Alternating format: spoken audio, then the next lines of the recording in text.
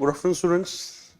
My name is Gaurav Sir, and today we are going to start a new series for the students, those who are writing mains this year. The series is titled Mains Probables, where we are trying to give you an overview of the important topics which are likely to be asked this year.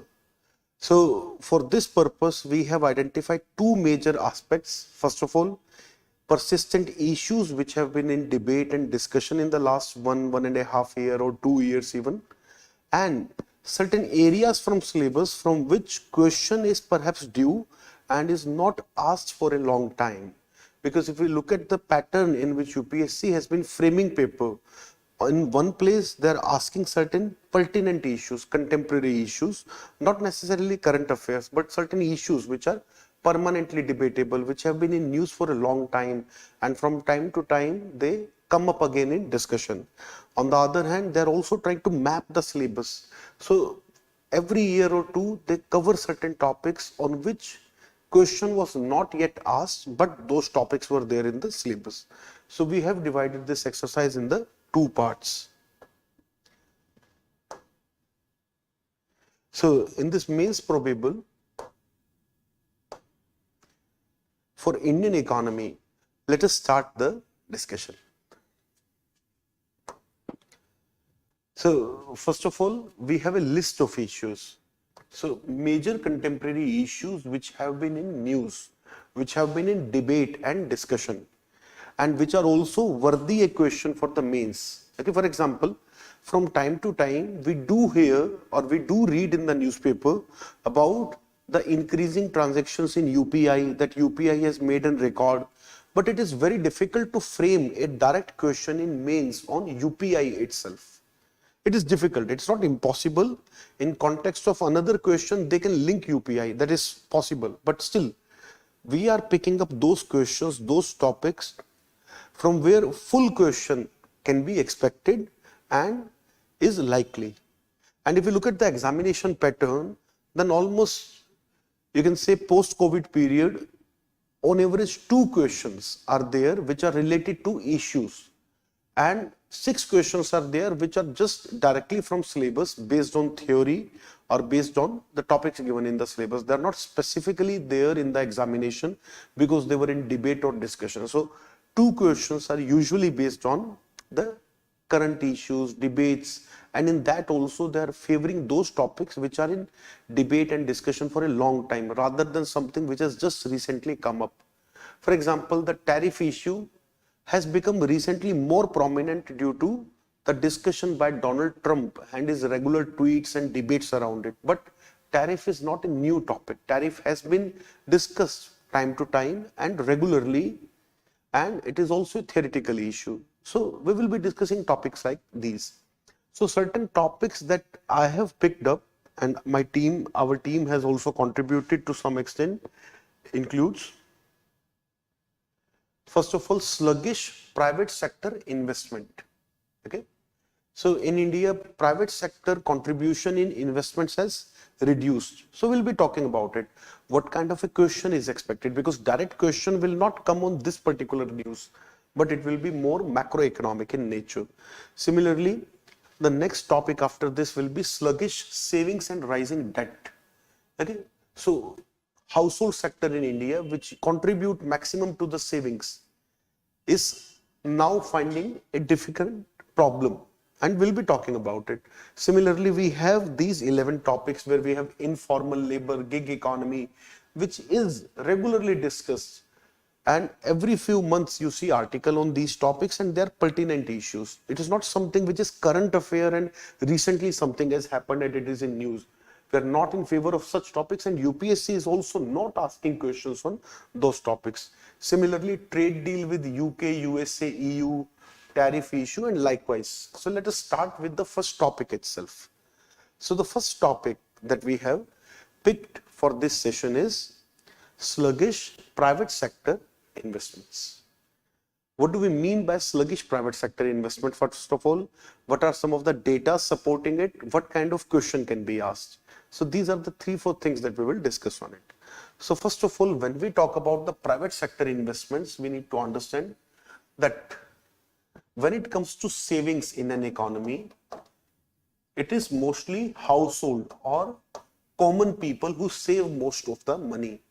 Common people save a part of their income, they deposit it into bank or they put their money into stock markets, and it is this money which is then used by private sector as well as government from the stock market or the banks. They borrow money from the banks.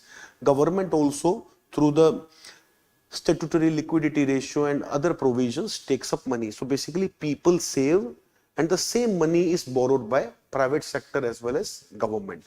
So this is the trend that we generally see.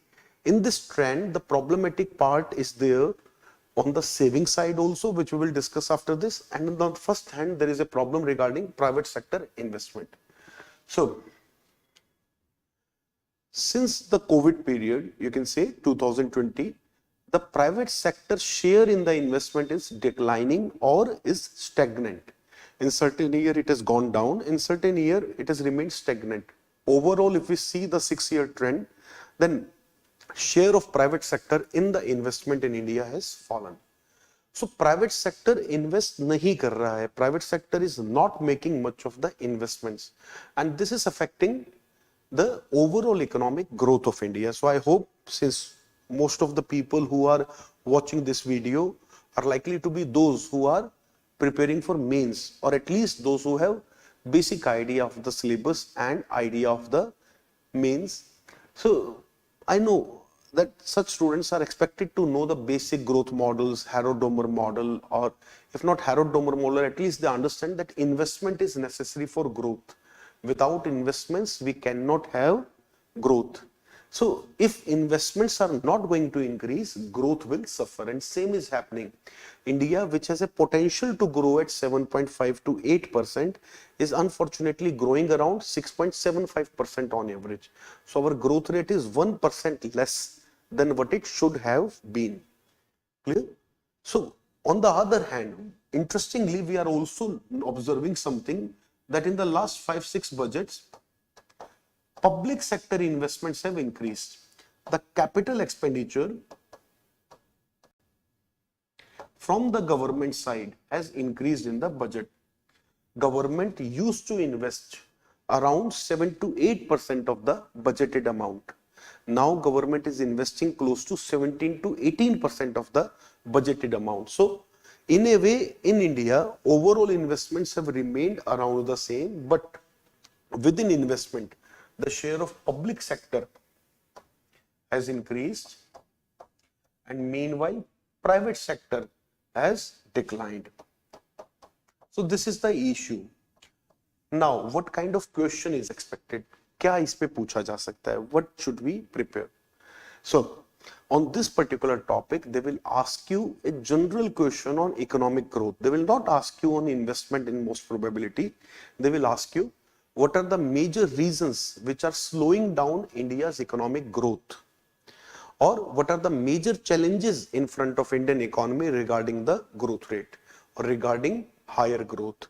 Or why India is unable to reach a high growth rate? So, in certain way, the question will be touching the dimension that we are underperforming. Okay, so underperformance of Indian economy is the topic which is likely to be asked.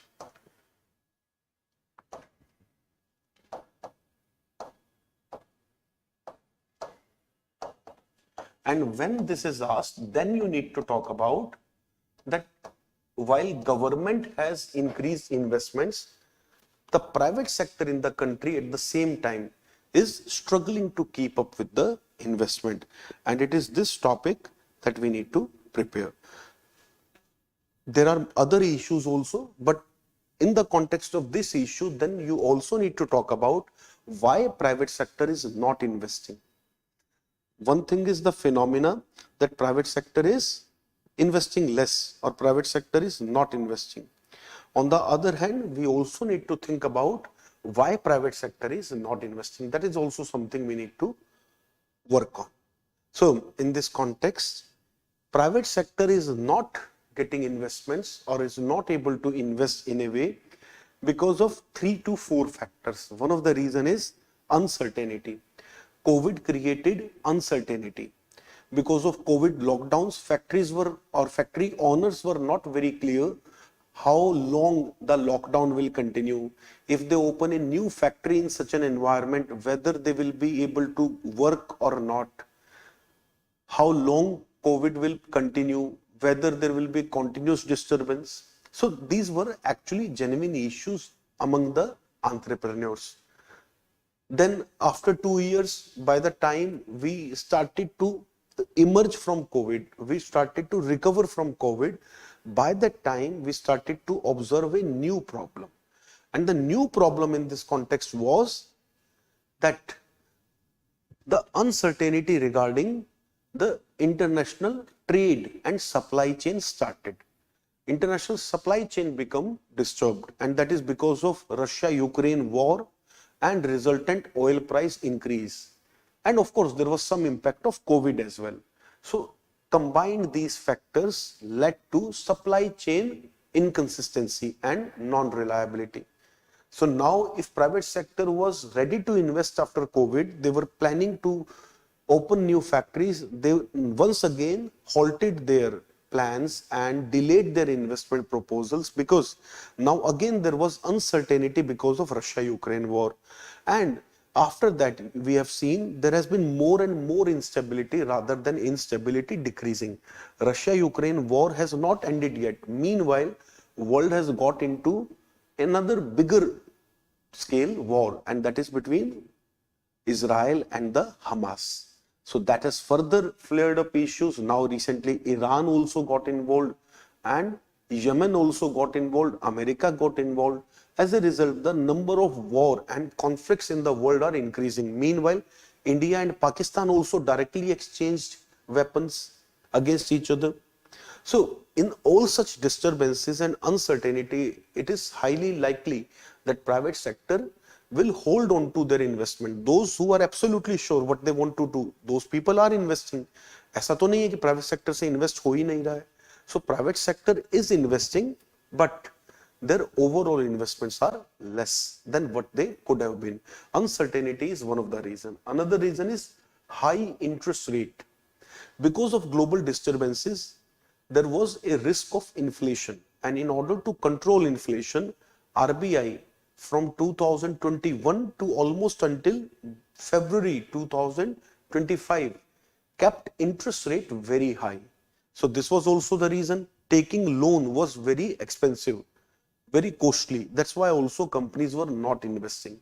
So these are some of the key reasons why private sector investments were relatively less than what it should have been. So meanwhile, we can see government's capex utilization has increased from 13 to 20%. Okay. Meanwhile, private sector capex is expected to fall by 25%. So private sector का investment कम हो रहा है, सरकार का बढ़ रहा है. And on this, the nature of question, as I already told you, will be about underperformance of Indian economy, that Indian economy is not able to perform. Indian economy is not able to hit its potential. So this is the concern. So we have discussed the topic, we have taken some data, and we have also discussed the nature of question. So if there is a question on underperformance, lack of growth or less growth, or let's say underachievement, then this is one of the key issues that we need to involve. Sorry, my bad. Next topic is sluggish savings and rising debt. So we are starting with some of the macroeconomic issues in Indian economy, destabilizing factors in Indian economy. So here, when we are talking about sluggish savings and rising debt, we are talking about household sector in India. Indian families traditionally have been among those who save a lot. They save money and they put it in their bank fixed deposits, they put it in stock market, they put it in real estate, they put it in gold. But Indian people have always been in favor of keeping money for bad time. India has been one of those countries. But there is a disturbing trend that we are observing from quite some time, where the household sector financial savings have reduced to only 5.3% of the GDP. Financial savings, mind you, okay, net financial savings. We are not talking about the gold purchase or real estate, but financial savings itself is the lowest in the decades. So it has never been around 5%. The savings, I'm talking about financial savings only. Financial savings themselves used to be as high as 10 to 11% in India. Meanwhile, non-financial savings used to be around let's say 15%, 16%, 14%, around this number. As a whole, the household sector would have been saving somewhere around 25, 26%. Today, the household savings have fallen to 20%. This is a problem, and in that financial savings have fallen significantly. Clear? So this is one of the big problem कि हमारा जो household sector है, families हैं, उनके पास आज savings नहीं है. They are not saving enough money today. Next, another problem is their debt is increasing. They are taking more and more loan with each passing year. We are buying phones on EMI. We are buying appliances on EMI. We are buying cars on EMI. We are buying houses on EMI. Fair enough. There is no problem in that. But overall today, the debt burden on our household sector is 41% of GDP. And this is further increasing, and in 25, this has increased so sharply that it has now touched almost 44%. So this is a bad trend, because ultimately in the long run, we may notice that people will not be able to save money in the banks, and our banks will not be able to have the resource for giving loans. And our banking sector itself may have to change completely in order to cover up with that challenge. So this is a major concern that we need to solve in the Indian economy. I hope this is clear. Sluggish savings and rising debt. Now, what kind of question is expected? What are we expecting on this? So, question will be about that India has been a consumption-driven economy. However, our savings also used to be significant. Analyze in the context of recent development. This type of question can be asked directly regarding the consumption and savings behavior, or they can ask you a question regarding that Indian banks are struggling to increase their deposits. Although on banking sector, we are not expecting a question immediately. So it is less likely the question will be asked from the financial domain. More likely the question will be asked in the context of macroeconomic stability. That what are the factors which can threaten India's long-term growth? That type of a question is the most likely question on this topic. Factors that threaten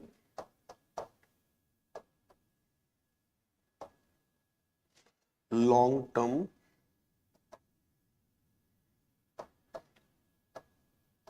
growth.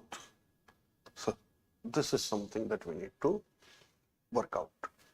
Factors that affect the long-term growth, and it is one of those very strong factors which can affect our long-term growth, because macroeconomically it will make India weak. The household savings have been backbone of Indian economy, and if they are going to decline, that is a major issue. So again, you can also talk about this issue in the underperformance that it has already started to affect, but more than how it is affecting today, it is likely to make bigger dent tomorrow in future, because with time this phenomena is increasing only. Debts are piling up, savings are reducing. It started with COVID.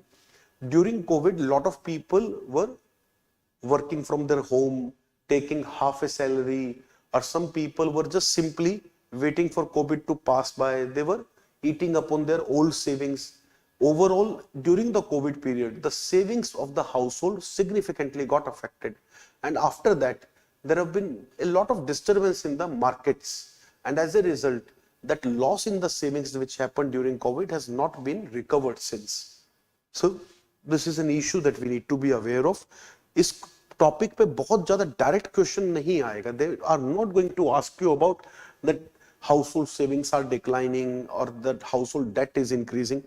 UPSC never asks that much technical question in economics from macro side. But they ask a question on growth, development, factors affecting growth, stability. In that context, they can directly tackle this in the form of factors that threaten long-term growth. And it should be one of the most important topics there. So this is one of the topics that we need to cover. And the question should be factors that threaten long-term growth. Now, let us looking at the next question. So, the next topic, which is permanently in news almost, and you should be reading about it very regularly as well. The topic is informal labor and the gig economy. So, I'm sure all those students who have prepared economy once, who have gone through the syllabus, are definitely aware of this topic. Informal labor is one of the top problem in India. Our labor force suffers from this issue. That majority of them are informal. Either they are a small time hawker, they're not a proper registered shopkeeper, or they are some kind of a mechanic, technician, self-employed, but again, they do not have social security, they do not have any kind of system, or there is a significant number of Indian workers who work in small shops, small repair shops, workshops, and small factories, and other type of units where again there is no record of their employment, they are not paid through checks, there is no proper accounting and taxation receipt of their salaries. So all these people are in the informal sector, and this accounts for majority of the labor force in India. Informalization itself is a major problem. So it is a permanent issue and it is regularly discussed.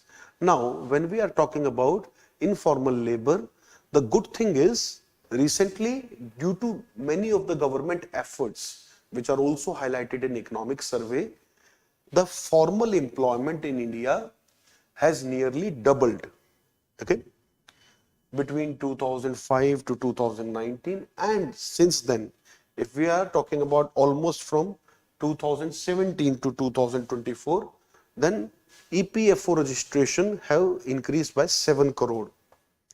So 7 crore workers have registered in the last 7 years for the EPFO, and those who are registered with EPFO are recognized as formal employees. So formalization in India has somewhat increased. And if we look at the 2022-23, labor data are not very updated. These data are not regular year to year data. So that's why we might be using 1 year, 2 year old data as well at times. So in 2022-23, almost 1.4 crore new members were added in EPFO. And if we take just July 2024, last year, just 1 month, so 20 lakh new workers registered in EPFO. So now government launched a lot of new initiatives for that purpose. So first of all, be very clear about it. Although majority of Indian workers are informal, but the formalization has been on increase in the last few years, and this is a good positive sign. Generally on the topics of employment and labor, we share negative news. We generally share unemployment is a permanent problem, informalization is a problem, women's share is very low. But good thing is many of these things have changed in the last few years. Share of women has increased in labor force, which I will talk about as well. But first of all, this topic. So what are the reasons why there are more workers now in the formal sector and they are registered with EPFO? First of all, government is launching many new schemes in which if a factory recognize their employees, properly record their datas and register them with EPFO, then government pay for the employer's part of contribution. Government pay up to 6 months worth of the employer contribution towards the provident fund. So this is itself is a big money. So if you register your worker, then government will pay, let's say on average 700-800 rupees towards the worker. And that means you can offer this extra incentive to worker just by registering them. So many firms are now, small firms particularly, are choosing to register their employees.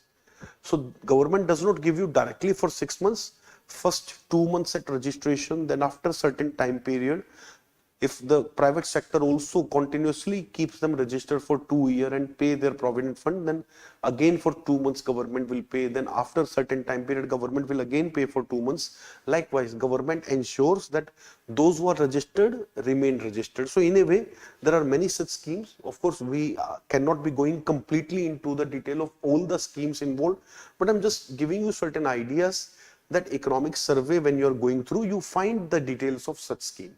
And the good news is that the share of formal employment in India has significantly increased. So this is an important news on which there is a direct question definitely expected. So they can ask you that in India, informalization of labor is the top problem. Discuss the recent government steps to tackle this problem and comment on their progress or comment on their achievements. So then you have to talk about it, that due to our recent efforts, the registered employees, formal employees have increased. Clear? Then apart from this, another good news is that the share of women in labor force has increased drastically, has increased significantly in both rural and urban areas. Clear? The share of women has increased drastically in both rural and urban areas. And today, let's say, the share of women in the labor force, which is the survey, by the way, which we use to identify how many workers are there and how many people are willing to work. Which survey is there? PLFS, Periodic Labor Force Survey. So according to PLFS, the share of women is significantly increasing and their numbers have now risen up to the tune of 38%. Okay. So share of women is significantly higher. 38% of what? 38% of total women population. Not 38% of total worker. Whenever we talk about the women participation, we mean that out of 100 women in the country, how many are actually participating in the labor force. So out of 100 women, 38 women are now working. This number used to be around 25-26 a decade ago. So we have seen significant progress regarding the participation of women. And earlier, rural areas were doing okay, but urban areas were not able to improve. Now, for last 3-4 years, even urban areas have started to improve. So this is again a good thing, that share of women in the labor force participation has significantly increased in both rural and urban areas. So this is also a topic on which there can be a question. Okay. They can directly ask you about the women participation in labor force in India. That can be asked, but इसमें problem होगा कि हम बहुत ज़्यादा लिख नहीं पाएंगे. UPSC generally avoid such topics on which not much of discussion, debate and data is there in public domain. Since it is less likely, the more likely question will be about the general labor welfare, that the labor sector in India has seen significant changes from formalization to increasing participation of women. So this type of question can be asked, or directly a question about what are the recent steps taken by government to tackle the problem of informalization and discuss the impact. So there also you can talk about female participation, because government efforts for formalization is also increasing female participation. Women workers do not want to work in informal manner generally. They prefer if they can work in formal manner and proper data record are registered and maintained. Women try to work in registered workplaces, and because they tend to be more safer. So this is one of the reasons why formalization also increases the participation of women. So I hope you will be able to link these topics. Third topic regarding labor on which direct question can be there is gig economy. So again, they can ask gig economy in the context of informal labor. that in India, the share of informal workers are increasing and many of them are opting for gig economy. Discuss the steps taken by government for their welfare. So they can ask you a question like that. So three types of question regarding labor. One, increasing formalization of labor. Second, increasing share of women in the labor participation in the both rural and urban areas. And third is regarding your gig workers, that more and more workers are today preferring to gig work. And again, gig work and women worker, that is also related. There are a lot of women in India who cannot work for 8 to 9 hours. They have families to support and they need more flexibility with their timings. They have children to take care of. So they can take out 3 to 4 hours in a day. So traditional office jobs do not allow for that, but many gig jobs can allow for it. Okay. Under gig economy, they can work as a beautician for urban company or some other company. They have freedom and they can just choose 2 assignments per day and work for 4 hours a day. So if gig economy increases, it increases flexibility in the economy, and that also encourage women participation. So these three topics are interlinked: share of women, gig economy, and informal labor. That's why I clubbed them together. All of them are related to labor and all of them are interrelated. If gig economy increases, women participation increases. If formal economy increases, again the women participation increases. So this is a good positive impact on women participation. In recent years, gig economy has increased significantly, and in 2020-21, about 77 lakh people were in the gig economy. And today we are expecting somewhere close to 1.2 to 1.3 crore people in the gig economy. And by 2030, we are expecting roughly 2.4 crore people in the gig economy. We are expecting this number to almost double in the next 5 years. So these are the developments related to gig economy. Last point on this topic: what government has done for the welfare of gig workers. For the welfare of gig workers, government has particularly taken certain steps. Again, registering gig workers for EPFO, then starting certain health insurances for them. For example, Tamil Nadu government has done this.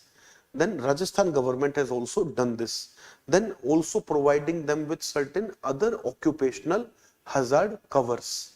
So now they are getting ESI facility, employee state insurance facility.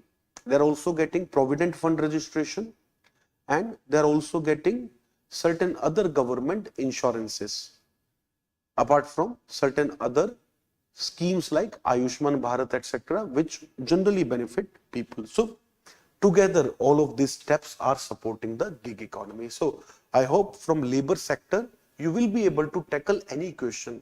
From labor sector, if there is a question, very high likelihood it will be regarding the share of women, gig economy, informal labor, or something interrelated between these topics. So we are very strongly expecting a question on labor this year. Next topic is trade deal with UK, EU, USA, etc. So again, for this topic, we will not be going into detail, and it is also little less likely compared to the previous topic, because this is an ongoing development. India recently signed the deal with UK. Okay, so 6th of May 2025, we got into an agreement with the Britain. But regarding European Union, regarding non-European Union, European countries, for example, Switzerland is not part of EU, but Switzerland is also negotiating independent FTA with India. Similarly, Liechtenstein, similarly, Norway and some of the other countries. Similarly, we are also negotiating FTA with many of the other countries. So in short, India today is negotiating FTA with almost every European country or the EU as well as USA, and with Australia we signed an FTA 3 years ago, with UK we signed an FTA this year. So India is trying to engage directly with the Western countries, developed countries. Why are we doing it? So the reason is that India is trying to increase its trade with this region. In recent years, we have seen India's share of trade has significantly increased with Asia, Asia Pacific and West Asia. So the share of Asia and Oceania, basically Australia, New Zealand, together is close to 58-57% in India's trade. In short, Asia dominates India's trade as a trading partner. 60% of our exports and imports today are with Asian countries, almost on average. So, whereas Europe, USA, these used to be our traditional partners. So, we are not trying to undermine Asia, but at the same time, we are also trying to revive our trade with these economies. Meanwhile, since India is a growing economy, important market, those countries are also trying to establish their trade link with India. And one of the key factors recently for the speeding up of this process is that Donald Trump. Donald Trump has created a lot of uncertainty regarding trade. He is introducing tariffs even on European countries, even on countries which are friendly to USA, and which is forcing those countries to look for other alternatives, because suddenly Donald Trump can take any decision at night and he can announce it next day on the Twitter or his Trump Truth Social. In short, Trump is highly unreliable, unpredictable, and in unpredictability, they need some other avenue to stabilize their trade. As a result, today, European countries are very eager to identify new markets and get into agreements. Earlier also they were negotiating with India, but they were very slow in the process. They were not showing any kind of urgency. But Donald Trump has created some urgency here. Now, what kind of question will come? Let us come directly to the question. The question that we are likely to see here is that India is signing increasing number of trade agreement with number of European countries or number of developed countries, or in general, India is increasing its trade agreement with other countries. In that way, they might frame a question and then they might ask you that examine its benefit for India, examine its impact on India. This type of question also we can see on this particular topic. Trade deal with UK, USA, EU, there you have to provide some detail that recently India signed FTA with UK, and these 2-3 major points were the major features. So I hope this is a very recent topic, important topic, so all of you know those points already. I do not have to repeat the very obvious factual points here, but the point is there can be a question regarding India's trade agreements, that India is increasingly getting into trade agreements with number of European countries and other developed countries. So we are expecting a question on this as well. I hope you got the nature of question, that India is increasingly signing more and more trade agreements, or India's trade relationship are continuously expanding with the rest of the world. Examine its impact. So there you need to talk about some of the recent developments. You need to talk about we signed agreement with the UK, we are in negotiation with the European Union, we are also in negotiation with the USA. Those things you need to mention there. Let's move ahead. Another issue which is also related to Donald Trump is tariff issue. Donald Trump has made tariff one of his favorite word, one of his most commonly used word, and it is tariff issue that he is raising up very regularly. So Donald Trump has said that he is increasing the tariffs on the trade partner, even those which were traditionally considered friend of USA, which were considered allies of USA. For example, even the European countries, NATO members, Australia, Japan, and some of the other countries, even Canada and Mexico, which are its close neighbors and with which USA had NAFTA, North American Free Trade Agreement. So if USA is going to tax even these countries, this is going to destabilize the international trade. Now, question will not be about Trump, question will not be about tariff. Question is pe nahi aayega. Okay? I mean, question will not be about the Donald Trump tariff. Question will not be on the current issues. They might, however, ask a question on the tariff in general. what is the impact of import duty or increasing the tariffs on trade, how it can be beneficial for a country, also identify its dangers. Okay, so they might ask you on this. Another possible question, देखिए topic तो news में है, और topic news में क्यों है? Donald Trump की वजह से, बट क्वेश्चन डोनाल्ड ट्रंप पे भी नहीं आएगा और क्वेश्चन न्यूज पे भी नहीं आएगा. They are not going to ask a question on Donald Trump, they are not going to ask a question on current issue, but because of this topic they are likely to ask a theoretical question on tariff. What is the impact of tariff? What are the benefits of tariff? What are the issues with the tariff? They might ask you this. Another question that they may ask you, Atmanirbhar Bharat.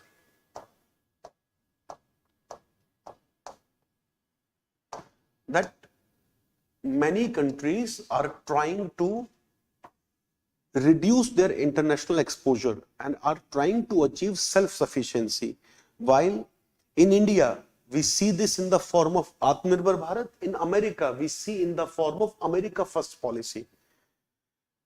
Examine these and also identify the difference between the two. So ऐसा भी हो सकता है वो आपसे पूछे exam में कि इंडिया के आत्मनिर्भर भारत और डोनाल्ड ट्रंप की अमेरिका फर्स्ट पॉलिसी में क्या डिफरेंस है. What is the difference between these two? Atmanirbhar Bharat, America First. They might ask you for a contrast. They can ask a theoretical question that what is the impact of tariff, how tariff impact the trade, what is the positive impact, what is the negative impact. So all such type of question you should be prepared with. Be prepared for such a question. Now, what are you going to write in case they are going to ask about Atmanirbhar Bharat? Theoretical question should not be a difficulty. Since you can identify the question, it is not difficult to prepare. So if there is a theoretical question on tariff, you can talk about it, that custom duties act as a protection for the domestic industries. So for those countries which have significant domestic industry, which are negatively affected by the cheaper imports, for them tariffs can be useful. For example, in India, certain product is selling for 1700 rupees, but now China is exporting the same in India for 1500 rupees. So Indian manufacturers are struggling because they were selling the same thing for 1700, but now Chinese manufacturers are selling the same for 1500. So in that case, what can happen? India can increase the tariffs, and because of increase in tax, the Chinese product will also become more costly. Let's say because of government custom duty, Chinese product will now cost 1800 again. Then India's domestic manufacturer will get certain relief. They will be able to sell their product at 1700. So in this manner, tariffs can help you. However, what Donald Trump is trying to do in USA is not very beneficial, because USA is not manufacturing domestically. USA का अपना कोई manufacturing base नहीं है. USA is not manufacturing domestically, and as a result, when they increase the tariff, it is only going to increase the price of products in their market. The tariff by Donald Trump is more likely to bring inflation in his country rather than support for the domestic manufacturing. This is the problem with the Donald Trump tariff. So this is how you can differentiate. Then Atmanirbhar Bharat is not about protection. Atmanirbhar Bharat is about ensuring the certainty in the disturbed supply chain because of international conflicts, because of war.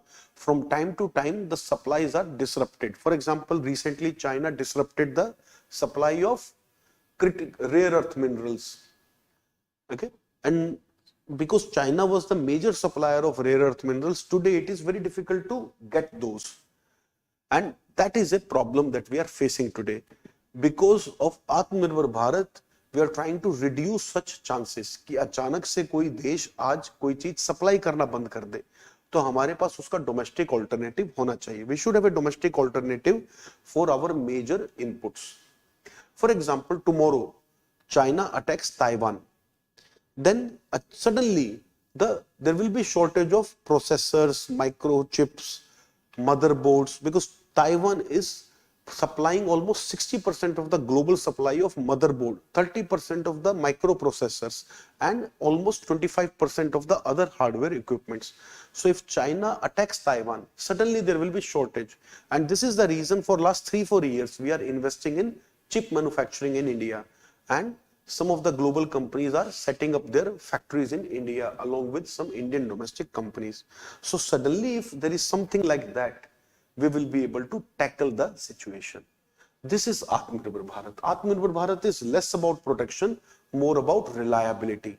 So we can very clearly differentiate between what is Atmanirbhar Bharat and what is Donald Trump's America First. America First is purely protectionism. It is purely about disrupting the trade. Whereas India's Atmanirbhar Bharat is very different from that. So I hope if there is any question on the topic of tariff, if there is any question on the topic of protectionism, you will be able to tackle that.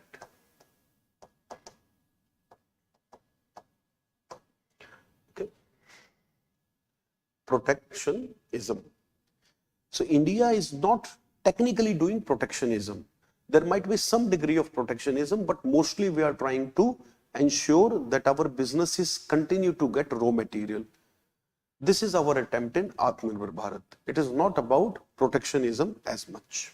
So I hope this is clear.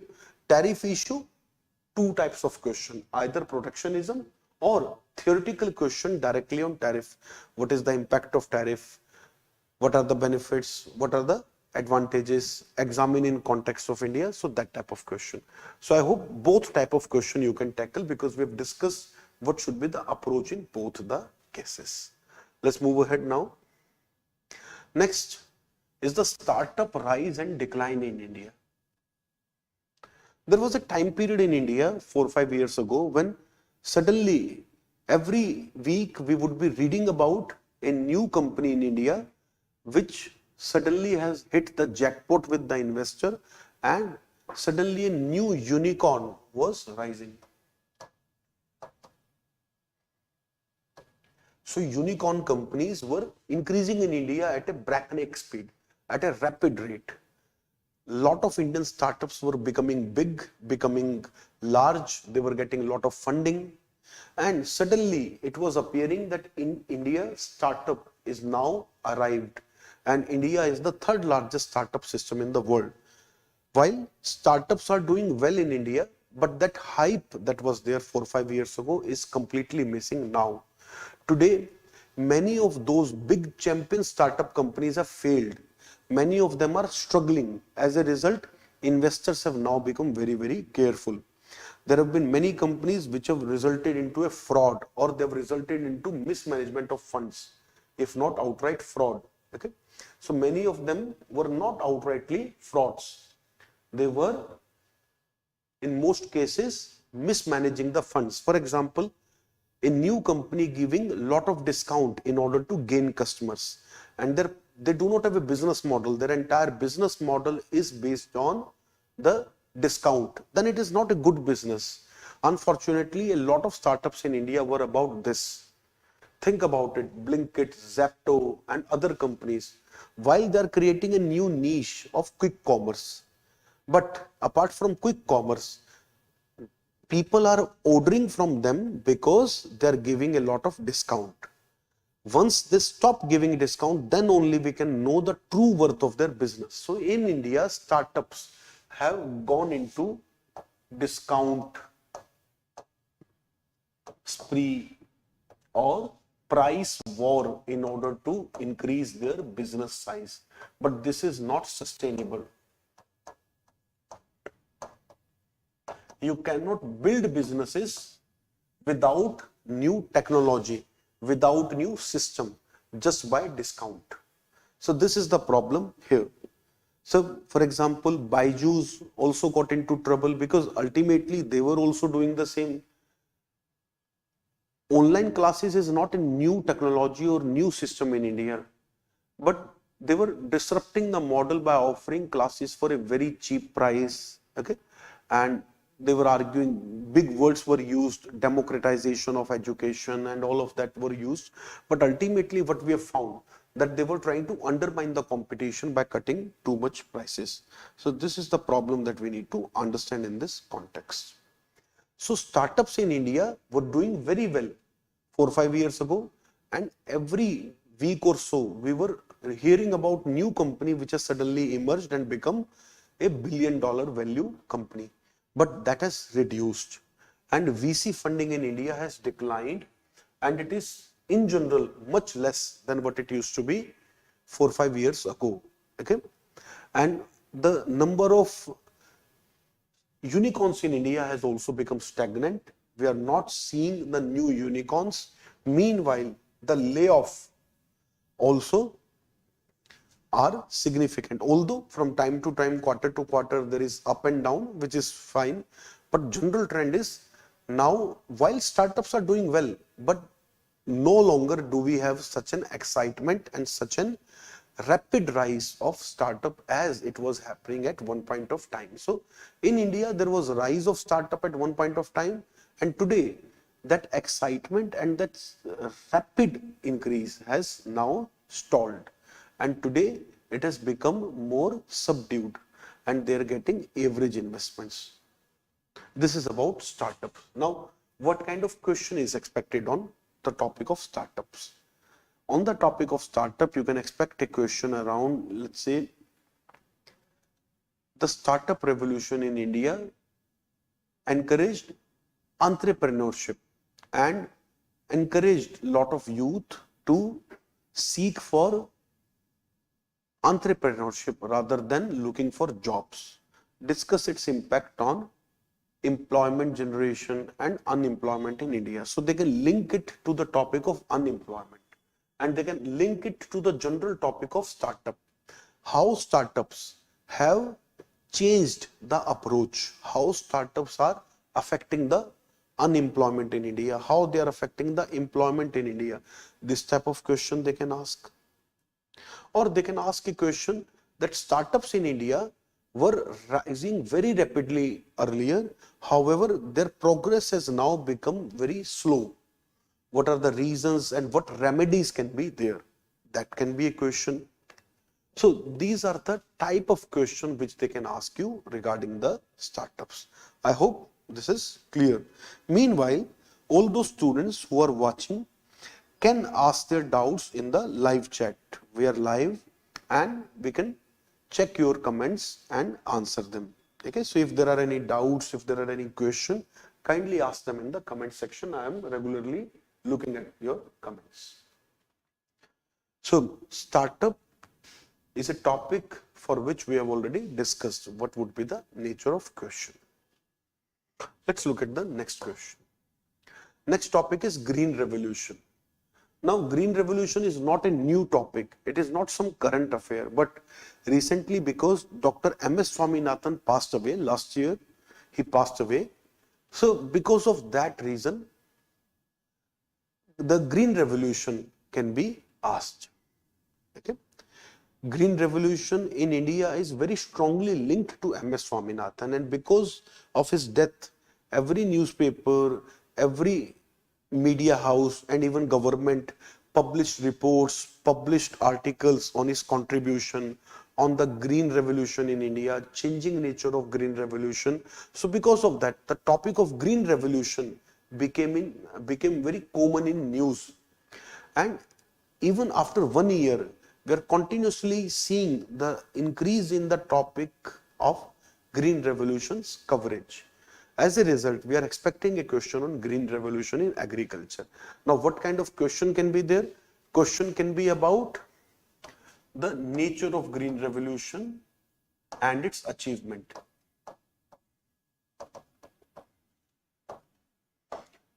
That can be first part. Then second part can be about shortcomings.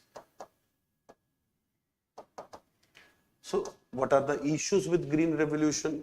That how green revolution is not very sustainable, it is not very climate friendly, it is not very good for our health purposes, because the kind of food it is creating, it is not very nutritional, it is affected by chemicals. So those issues are there. Its environmental impact they can ask you.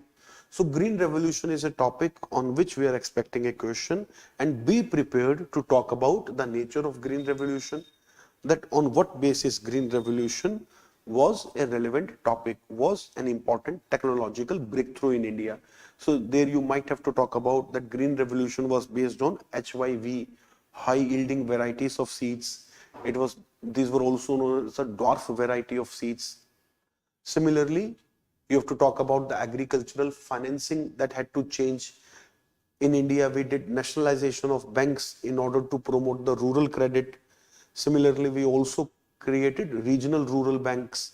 So government took a lot of steps for increasing the agriculture finance for that purpose.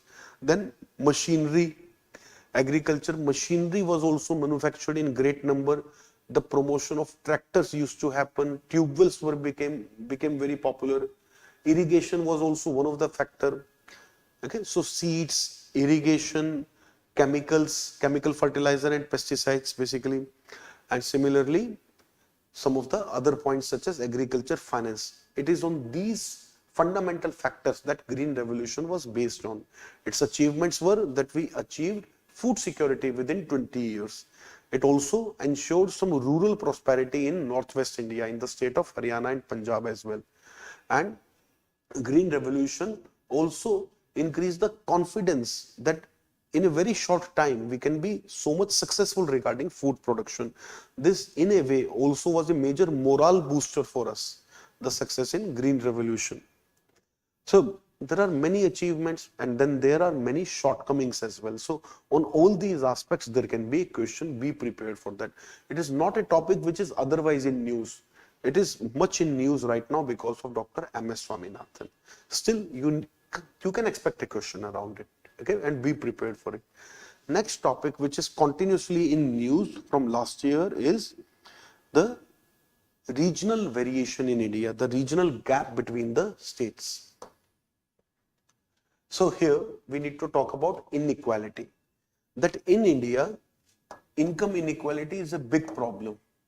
Similarly, rural-urban inequality is also a big problem. But the biggest problem is the regional inequality. For example, Eastern India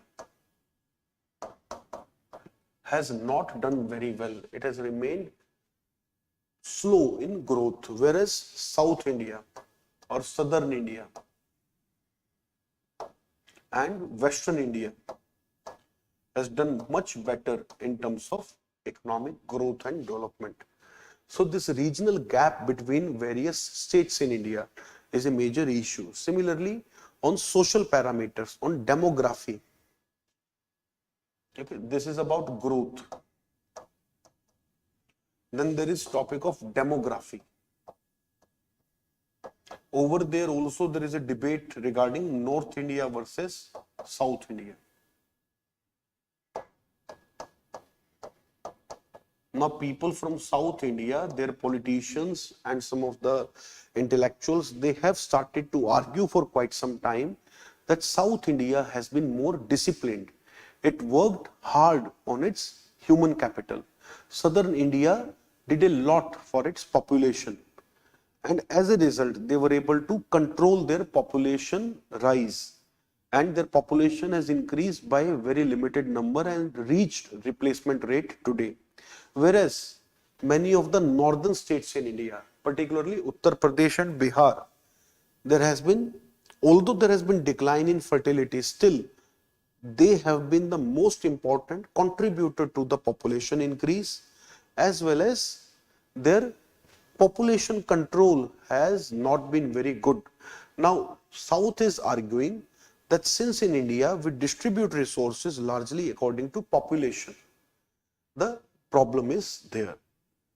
Since we distribute resources as per the population, it means in future more and more resources will go to North India and less resources will come to South India, because their population is likely to decline from this point onwards. Whereas in North India, we are still expecting population to increase in certain areas. So as a result, they are now talking about it, that either distribution of resources should not be based on population, or North India should also control its population, or we should have another criteria.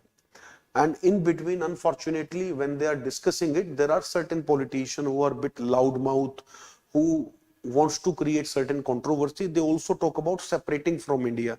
The south of India should become a separate country. It would be much better off with much better demography and economic development level. So this is also sometimes a statement from politicians which create certain news and scandal. So this is the topic that we are talking about. So there is a demographic difference between North and South India. Similarly, there is a development gap between Eastern India and Western India or Southern India. So these are some of the issues that we need to cover. Okay. Similarly, when it comes to the tax contribution, there is one more issue.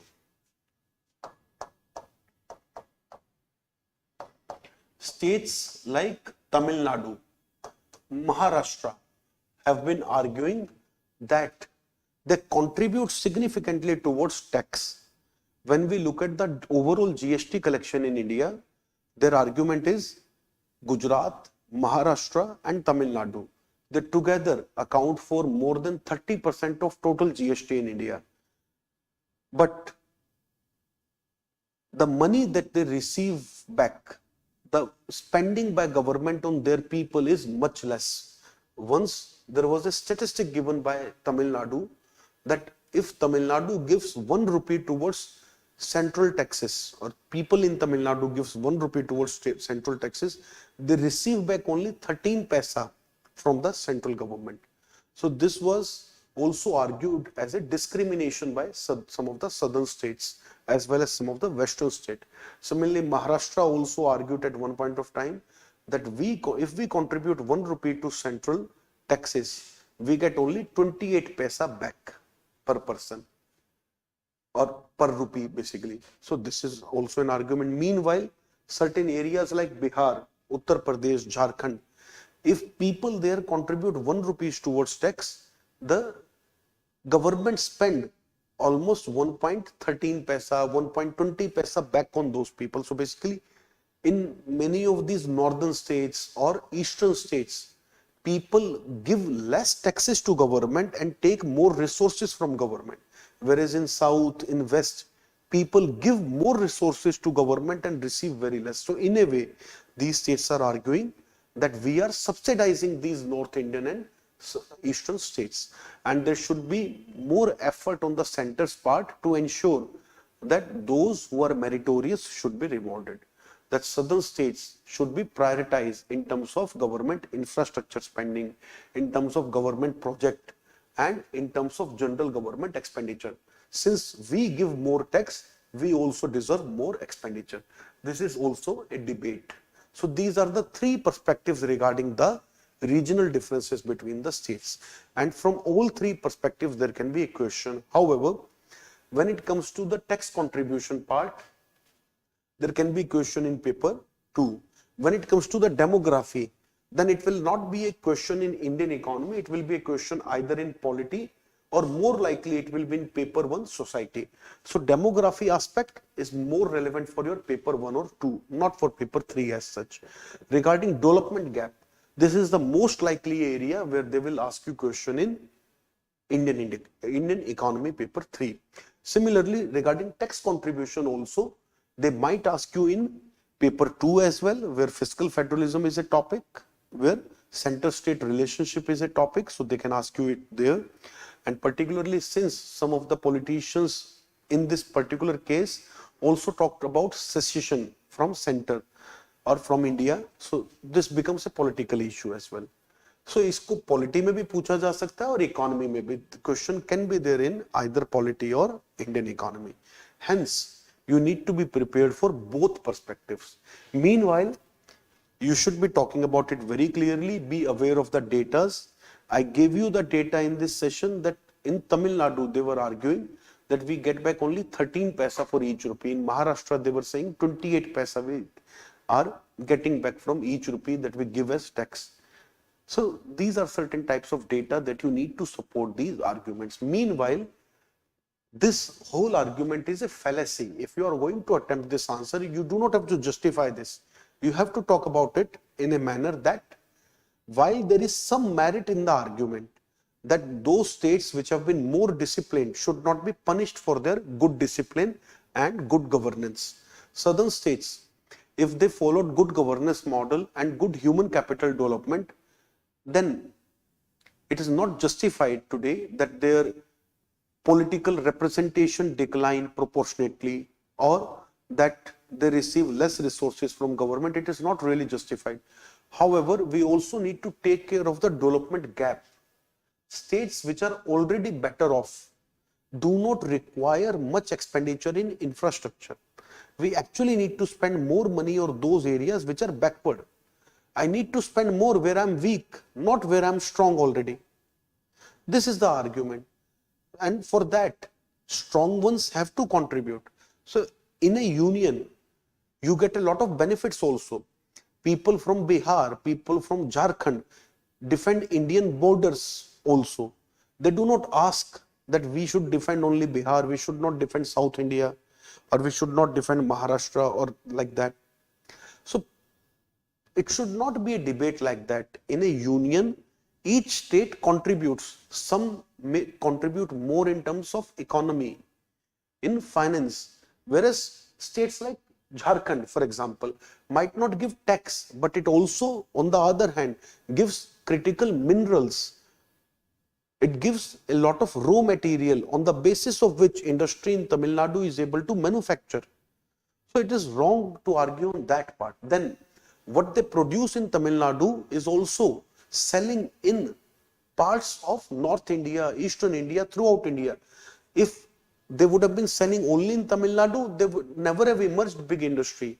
They are successful because they serve to entire India as a market, or entire India serve for them as a market. So this is also an argument you should keep in mind. South benefits by selling throughout India because they are part of India. So they have much higher growth because they are able to supply to a much bigger market than their own small state's market. So they get a benefit from that as well. They get so many other benefits as well. So it is not a very valid argument. On the other hand, there is also an argument, this 13 paisa, 28 paisa argument is also unfair, because today center is not giving money back to the state for expenditure. Today the share of central sector schemes has increased. This is also an interesting dynamic. There are central sponsored schemes. In center sponsored schemes, center gives money to states to spend on their projects, on their schemes. Okay? Whereas there are center sector schemes where center directly spend money. Today, the share of these schemes have fallen. As a result, the government may not give too much money back to Tamil Nadu, but government is directly spending money onto them. For example, Kisan Samman Nidhi, PM Kisan Yojana. Okay. Now, PM Kisan is Kisan Samman Nidhi only. So PM Kisan, that money is directly given by central government to the account of people. When they say 13 paisa, they are not counting for PM Samman Nidhi, Kisan Samman Nidhi. They are not accounting for Ujjwala Yojana. So बहुत सारी government scheme को तो वो count ही नहीं कर रहे. They are not counting on large number of government schemes. First of all, the data itself is not very accurate. So you need to be very critical of this. ये view point अच्छा view point नहीं है कि हम तो contribute ज्यादा करते हैं, बदले में कुछ नहीं मिलता, हमें तो अलग हो जाना चाहिए. We should become a separate country because the Indian Union doesn't give us enough money back from what we contribute. You get so much benefits by being the part of this big union. So it's a very fallacious argument. Okay, and you can very easily quash it down. So if there is such question, you should be able to tackle it. I have discussed all the three types of debates that are there regarding this particular question. Next topic, impact of e-commerce on traditional businesses and jobs. Frankly, इस question का chance थोड़ा कम है. I do not see too many chances of this question, but still UPSC may touch this dimension in a mixed question. The question will be in general on the retail, in general on the services sector, and within that they might touch the dimension of e-commerce, or they can ask you how e-commerce is affecting Indian economy. So there are some positive factor, there are some negative factor. First of all, e-commerce promotes tax payment, formalization, because when we buy through e-commerce, tax is paid to the government, transactions are recorded. So it encourages formalization of economy. So that is a positive contribution. The tax revenue of the government improves. This is also a positive contribution. Flow of black money reduces. So that is also a positive contribution. Then there are many other positive contributions that in many remote parts of India where markets were underdeveloped, now people can buy anything from Delhi, from Mumbai, or from any other market in India through e-commerce very quickly. So it has ensured supply of products throughout India, even in remote parts. This is also a contribution of e-commerce. This has also supported many differently abled people who were earlier not able to access market. It has supported women. So there are a lot of contribution. It's not a very difficult part. Then what are the impact, negative impact? Negative impact on the one hand is that e-commerce or quick commerce is engaging into unfair discount war. Problem is not that they create competition. Competition hona achhi baat hai. Creating competition is not a problematic part. Problematic part is that such quick commerce firms or e-commerce firms, they are giving away far too many discounts. They're engaging in unhealthy competition. This is our problem.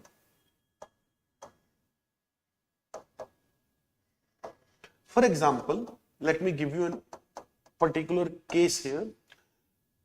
Before I started teaching in this industry, UPSC coaching industry, 12 years ago, or now 13 years, in fact, 13 years ago, I was editor at Oxford University Press. I used to head the Department of Economics there, and I would be responsible for the publication quality of all the books there in the economics area. So when I was working there, I found, and Amazon, Flipkart just started at that time. It was the early phase of e-commerce in India. I found out that our books, Oxford University's books, which were never sold at a more than 40% discount to any of our wholesalers, were registered at Amazon at a 55% discount. Means as a manufacturer, as a company, I'm not selling my book, which is MRP 500 rupees, at less than 300. My biggest suppliers buy this book from me at 300 rupees. But Amazon was selling this book at 225 rupees. So very clearly we could see this, that Amazon is selling this book at a massive loss. But this undermine our traditional seller. जो दुकानदार मुझसे 300 रुपए में किताब खरीद रहा है, वो कैसे काम करेगा? Those who are buying books directly from our company at the best possible discount, how they will survive when Amazon is directly supplying at 225 rupees. So this is unfair competition. Because you are a big global company, because you have billions of dollars in your pocket, you can absorb losses that you will sell at a cheaper price than your acquirement cost, than your purchase cost. So this was declared illegal later by the Competition Commission of India. Okay, they are not allowed to sell at a lower price than the purchase price. Then these e-commerce companies, they came up with the bank discount. Now prices will not be less than the purchase, but through the bank discount, through other cashback offers, etc., they will ultimately sell you at a lower price. So anyhow, they have negatively affected the physical shops. For example, bookshops, if we are talking about, number of bookshops in India have fallen by more than 55-60%. Means 60% of bookshops in India have shut down, except the school supply shops. Those bookshops which supply for schools, which sell school books and notebooks, stationery, etc., they are able to survive still. 80% of them are intact. They have also decreased by 20%. But your general bookshops, your general magazine stalls, book stalls, where they would be selling general books, they have declined by 60% in the country, because they are not able to compete with Amazon. Not because Amazon provides books at home. That's not the reason. The reason is Amazon is selling cheaper than them, and it is supplying at home at a much lower price, which is unfair competition, because Amazon को खुद वो book ₹300 में मिलता है, और Amazon का अगर हम उसमें कॉस्ट और प्रॉफिट जोड़े, उस बुक को ₹350 से कम में नहीं सेल होना चाहिए. The book should not sell for less than ₹380, ₹370 at least. But Amazon is selling for ₹225. So they are having a loss of ₹150 per book in a book which is MRP ₹500. So that much loss none of the shopkeepers can absorb. So eventually many of them shut their shops. And same is happening in groceries right now, because many of these small shopkeepers, your neighborhood kirana shops, they cannot compete with Zepto, Blinkit, Big Basket or other companies, because they are giving deep discounts. These small shopkeepers do not get that many discounts. So this is unfair competition. So if there is a general question on e-commerce regarding their contribution and impact, you need to touch this dimension. इस पर direct question तो शायद मुश्किल है. Direct question is highly unlikely, but a question, general question on the contribution of e-commerce or digitization, if it is there, then you can talk about it. Even if there is a question on digitization, not even on e-commerce, you can talk about it. That one of the form of digitization in India is e-commerce, and that has certain contribution and negative impacts. Just 1 or 2 points you can still mention there. So we are expecting a question on digitization or e-commerce, within which you should touch this dimension. I hope this is clear. Meanwhile, as I told you, we are looking at your comments also. And if there are any doubts, if you want me to discuss something in detail, we can look into them. So this topic also is covered now. Let us look at the next topic. Next topic is revival of manufacturing and job creation in India. So I will keep it relatively short here. Manufacturing in India has not registered much of increase. Basically, ever since we brought 1991 reforms, we identified or we noticed that majority of growth in India came through services sector. It was services which was responsible for majority of India's growth. And meanwhile, agriculture significantly decreased in GDP. Meanwhile, manufacturing also reduced slightly. For last 10 to 12 years, we are trying to revive the manufacturing in India through schemes like Make in India, ease of doing business, recently through production linked incentive, the PLI scheme, etc., and many other schemes such as startup system, Mudra Yojana. So in short, manufacturing is an area where government is focusing a lot, and maximum government schemes, or we should say maximum government focus, has been on this area. Yet unfortunately, the share of manufacturing in our GDP has not increased. So what is the overall contribution of the last 10-year effort? The efforts in last 10 years have at least ensured that manufacturing is growing at the average rate of GDP growth.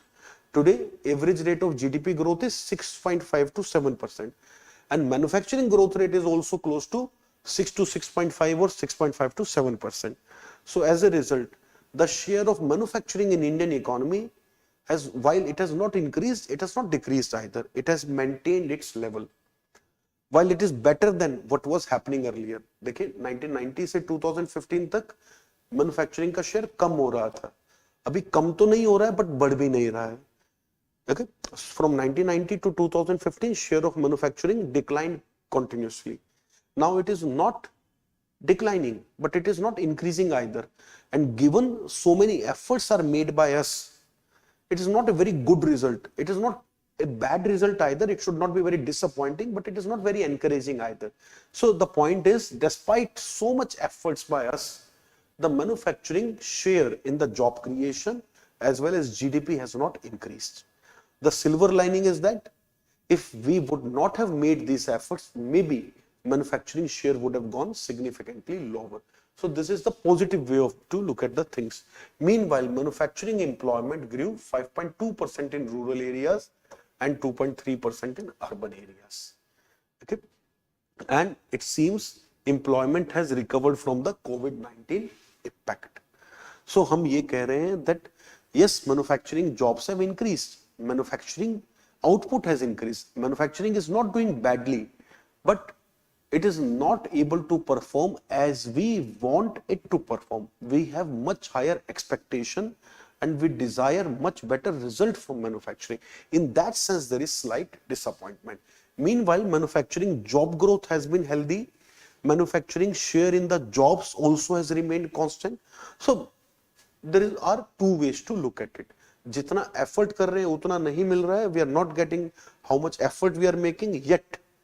We also need to look at the things that maybe because of our efforts we have been able to stabilize the share of manufacturing in both GDP as well as jobs.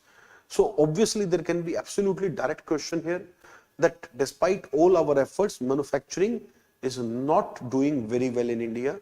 Or they can ask you that what is the performance, analyze India's performance regarding industrial sector or manufacturing sector. That way they can ask you.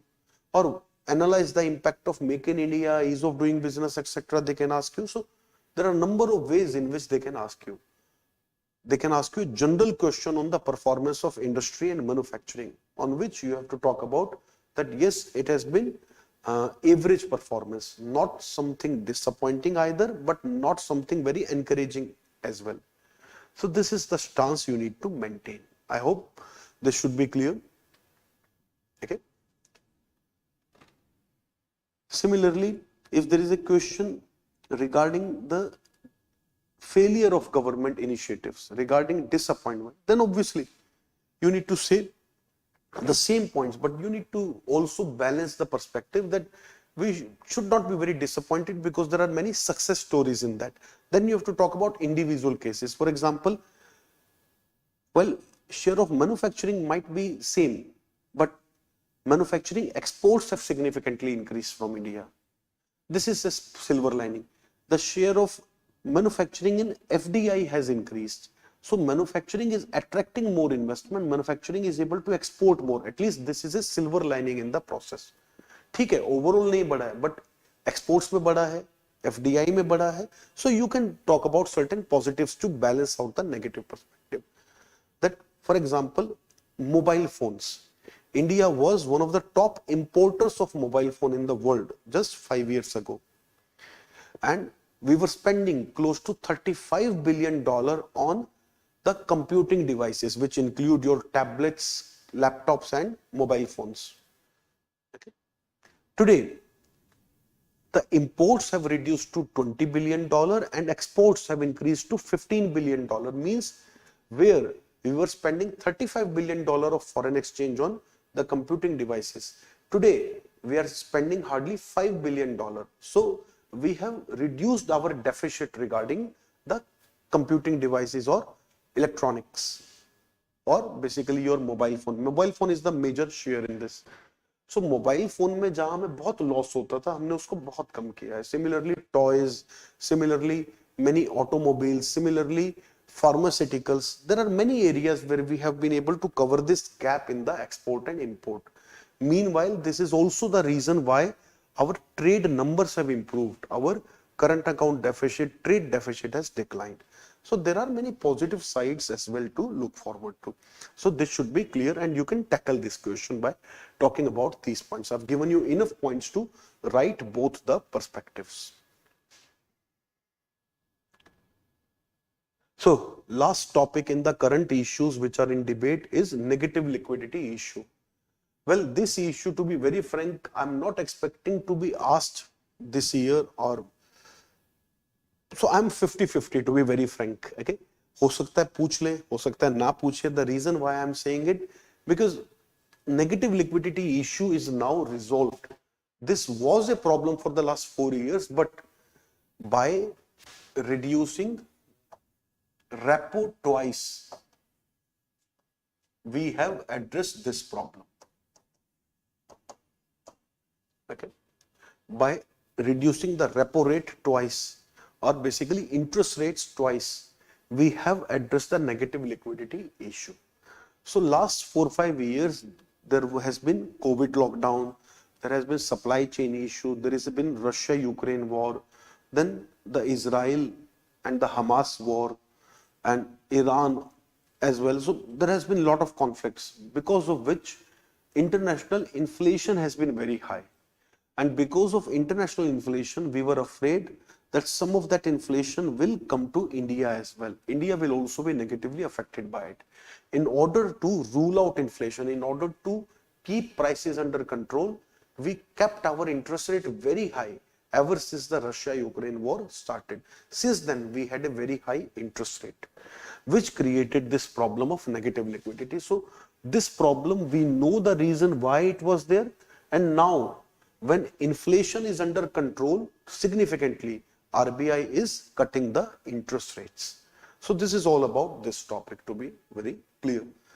बहुत कम chance है आने का, but still I wanted to cover this topic as well with the others, because even if there is slight probability, maybe UPSC can touch it. Okay. So in what manner question will be asked? Question कैसे पूछा जाएगा? Question will not be asked about liquidity. They will never mention this term. नहीं पूछेंगे directly.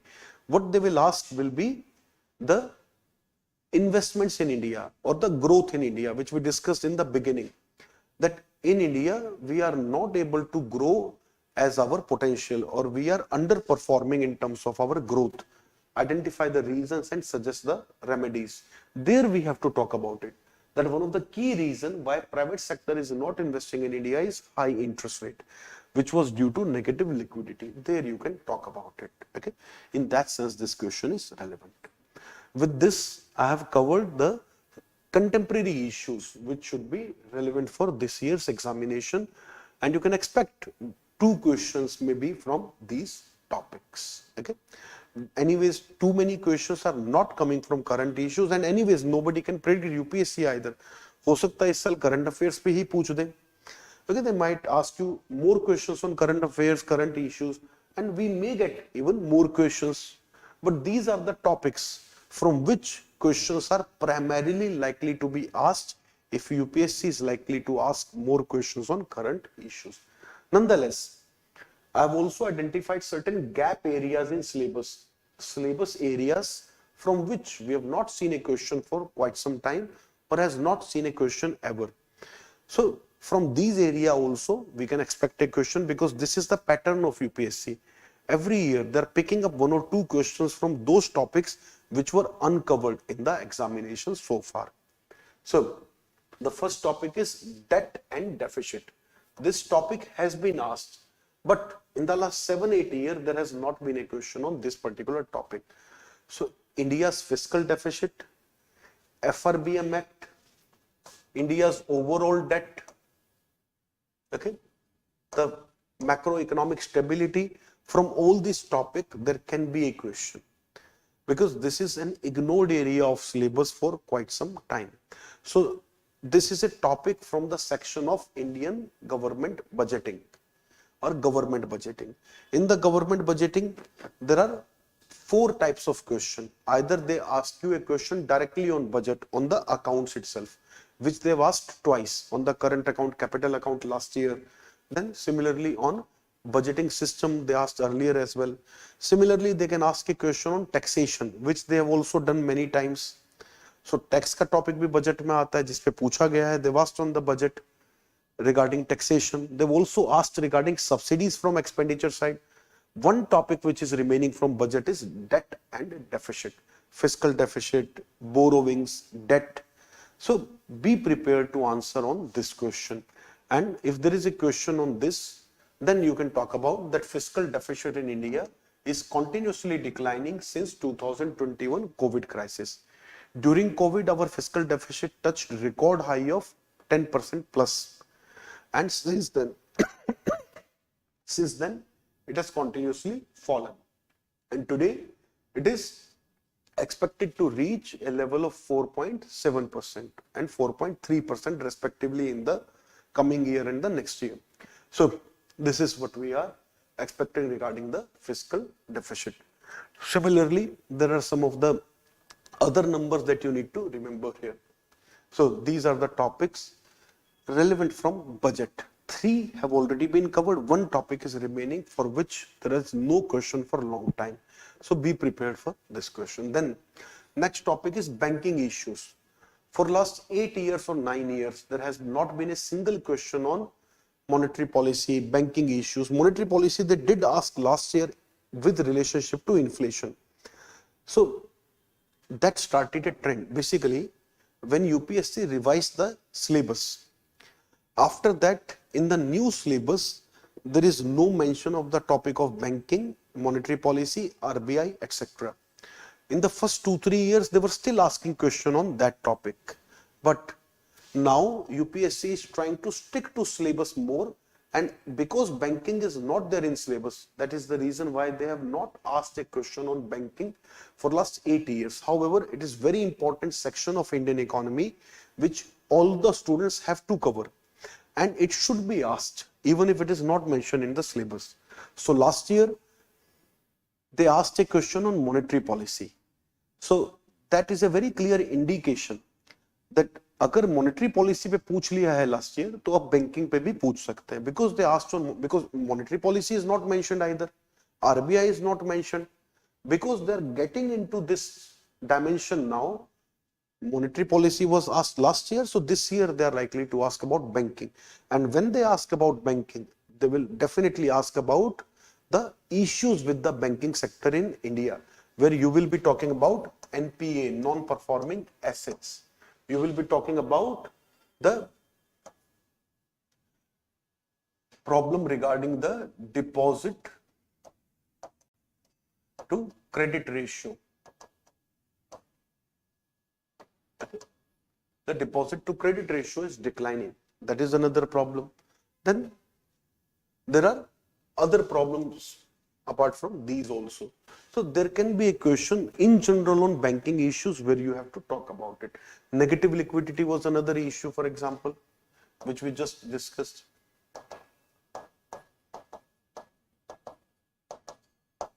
Okay. So likewise, the banking issues are quite a few. Another problem was, let's say, prompt corrective action list as well.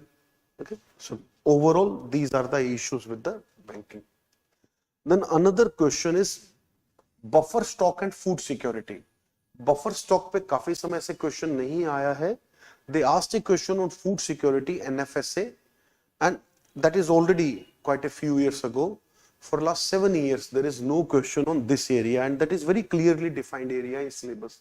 So be prepared for a question on PDS or food security or the food subsidy in India.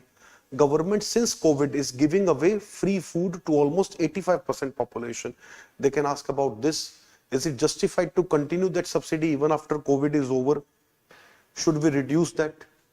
Or in general, they might ask you about PDS, public distribution system, food security policy. So on this topic, there is high likelihood of a question. Similarly, directly PDS I have mentioned here. This is also very clearly given in our syllabus.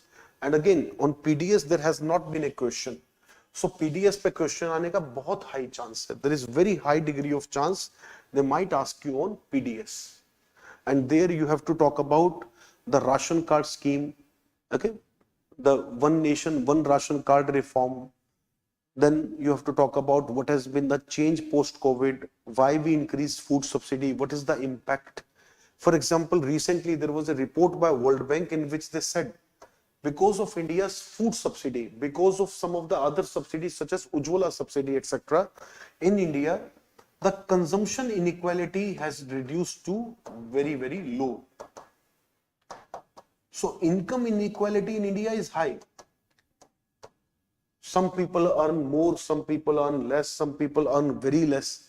But when it comes to consumption, because government is giving away food, government is giving away a lot of other resources to the poorest of people, the gap between the consumption is not very high. So this is also success of our PDS. This is a very recent World Bank report with which you can link such a thing. And I see a very, very high degree of likelihood on the question of PDS. इस पे question आने का बहुत ज्यादा chance है. So be prepared for all the aspects related to PDS. Next topic and last topic for discussion today is supply chain management.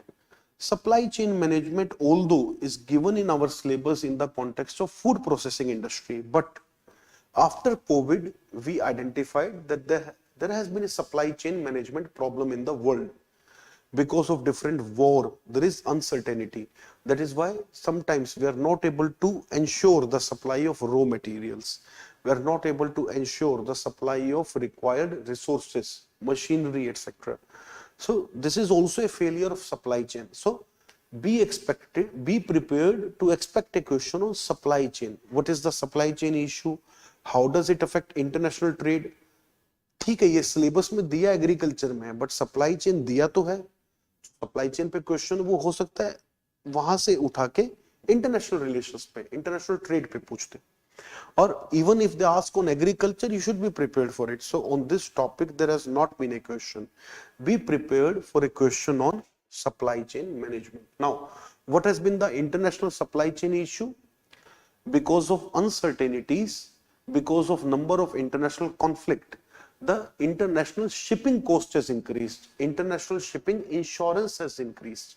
As a result, many shipping companies are not supplying on some routes. And those shipping companies which are supplying, they are charging much higher tariff or much higher, let's say, transportation cost.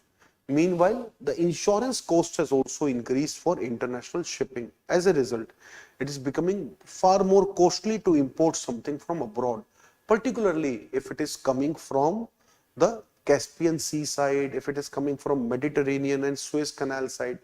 Particularly if we are getting something from Suez Canal, it is becoming far more expensive today. You can say, given the shipping cost as the insurance, the cost has nearly doubled to import something. I'm not talking about the price, I'm talking about the importing cost. That has increased significantly. This has very badly affected the supply chain management. And today, the supply chain has become scattered. Many raw materials at times are not available. For example, in India, the car supplies are very badly affected due to lack of microprocessors. Microprocessors are in shortage in market for 3 to 4 years. And due to that, since most of your modern cars, particularly high-end cars and electronic vehicles, they use a lot of microchips for their central entertainment unit, for their, let's say, automatic transmission mechanism, for their internet capabilities, for number of other facilities. There are several microchips in the new cars. And because of lack of microchips, the car supply itself is affected. So this is just one example. There are so many different examples like that. So supply chain disruption is a very big problem in general. Okay, so supply chain disruption in the international trade, that is also a very important topic. And in the context of agriculture anyways, you should be ready for it. So these are some of the high likelihood topic on which we can expect a question. According to me, these are some of the probable topics for mains for which we should be prepared even more than the other topics. I'm not saying you should prepare just for these topics. Prepare to aapko pura hi karna hai. You should be prepared as you should be with the complete syllabus, everything. But on certain topics, you should remember more data, more examples. You should have more things ready to be reproduced. These are some of those topics from where there is a high likelihood of question. My honest assessment is that from the list that we have discussed today, you can expect 3 questions. Okay, so that should be very helpful if it happens. With that, I would be ending this session. If there is any question, please ask in the comments. Otherwise, I would be ending this session. And this is an ongoing series where today we have Indian economy, tomorrow we have ethics, and so on. For 9 to 10 days, the series will continue. It will be an ongoing program in which all our teachers will take a session on each subject. So I hope you have found this session helpful and you are now very eager and excited for the upcoming sessions. Thank you.